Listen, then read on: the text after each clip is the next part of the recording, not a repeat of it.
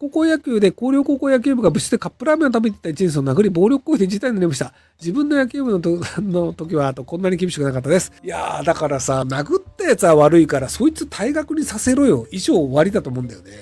殴ったやつを退学にさせて、あいつ退学にしたんで俺たち高校野球頑張りますっていいと思うんですよ。だって他の人関係ないじゃん。他のさ、全く関与してない人も高校野球出れなくなるっておかしくない？殴ったやつとかいじめをしたやつとかは退学にしました。なので他の野球部員は何の問題もないので高校野球に参加しますになればいいのに、なぜか日本でさ連帯責任的なやつをさやるじゃん。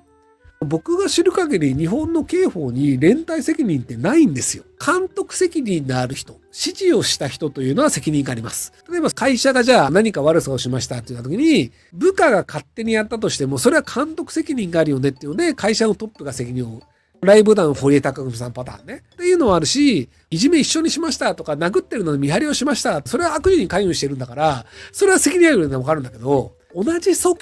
織にいたというだけで、責任を負うべきであるって日本の刑法ではないんですよ。法治国家として法律的な観念というのを若い人たちも受け入れるというのであれば、僕は連帯責任というのは日本ではやめるべきだと思うんですよね。だって日本の法律の概念で連帯責任ってないんだもん。なので監督はクビ。それはそうでしょ。いじめ起きたんだから。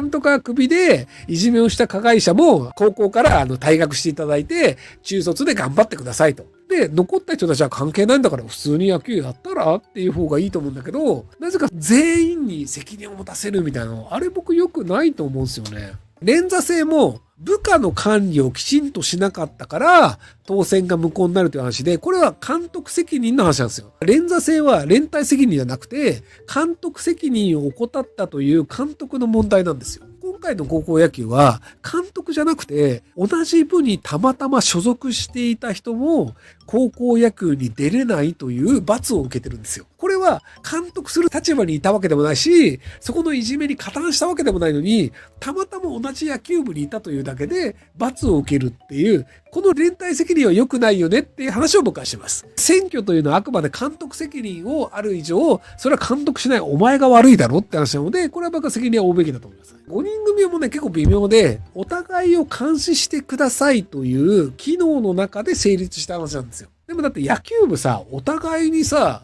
監視してくださいっていう機能じゃないでしょ。そこを生徒に求めるのは違うんじゃないかなと思いますけどね。赤羽いじめ。赤羽はいじめ多いからね、治安悪いところなんでね。でもね、ぶっちゃけいじめってなくならないんですよ。いじめ良くないとか、いじめなくした方がいいよねというのは僕も同意なんですけど、でも社会の中でいじめって発生するんですよね。なんで発生するかというと、楽しいからなんですよ。これ結構ね、みんないじめしてる人って分かってるんだけど、あまりそれを認めないし、表立ってそれを言うと嫌われるので言わないんですけど、少数の弱者をいじめることによって、いじめてる側というのは結束感が得られるんですよ。俺たちは仲間だよね。あいつは敵だよね。なので、俺たちは仲間だという結束と、あいつを排除することによって、俺たちのグループが良くなるよねっていう思い込みというのがあるんですよ。良かれと思っていじめるんですよね。例えばじゃあ、分かりやすい話でいくと、伝染病の患者がクラスにいました。この人がいると39人に伝染する可能性があります。ってなったら、排除した方が39人の健康のためだよね。っていう時に、いじめ抜いて追い出してその子が学校を辞めたら、それは良かったよねというふうに考えるというのが、いじめの構造的な問題なんですよ。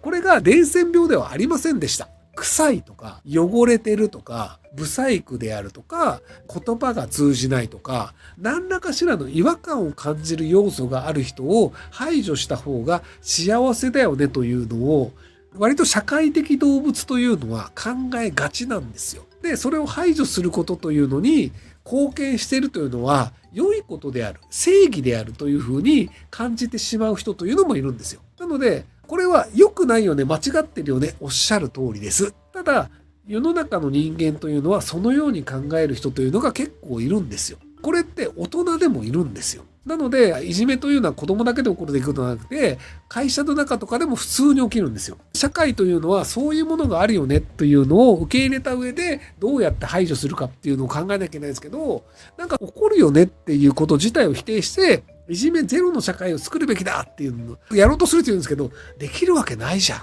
ていう話なんですけど、現在40代です。私が高校生の時に未成年の生徒をボコボコにしまくっている先生が、甲子園の監督として出ていたり、学校の教頭になったりします。全国的にこういうことが多いような気がするんですが、問題ではないのでしょうか。テレビなどで出ていると、当時のことを思い出し嫌な気分になるんですが、証拠なくても訴えて裁判に貸すことができるのでしょうか。裁判に貸すことはできません。だって、事実が証明できない以上、裁判官は判断ができないから。僕ね、体罰に関しては、実はある種賛成派なんですよね。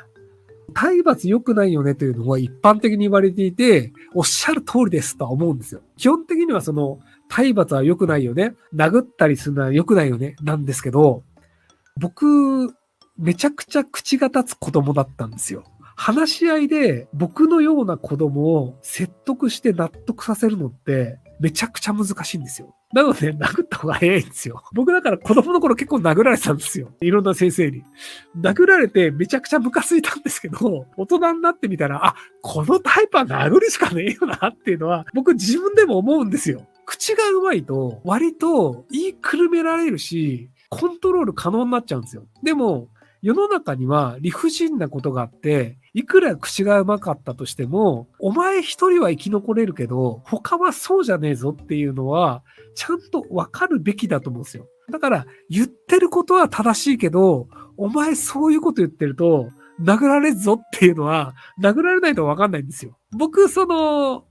なぜ強い言葉で他人を罵倒するかっていうと、殴り合いになってもいいと思ってるんですよ。大人が殴り合いになった場合は、めっちゃ金取れるって分かってるし、いきなり死ぬっていう殴られ方はしないっていうのも分かってるので、なので、殴り合いになったとしても、全然僕有利に立ち回れますよっていうのが分かった上で、目の前の他人をディスるんですよ。ちゃんと殴られるというのが分かってないで、口先だけでいくと、後でめちゃくちゃ大人になると困るんですよ。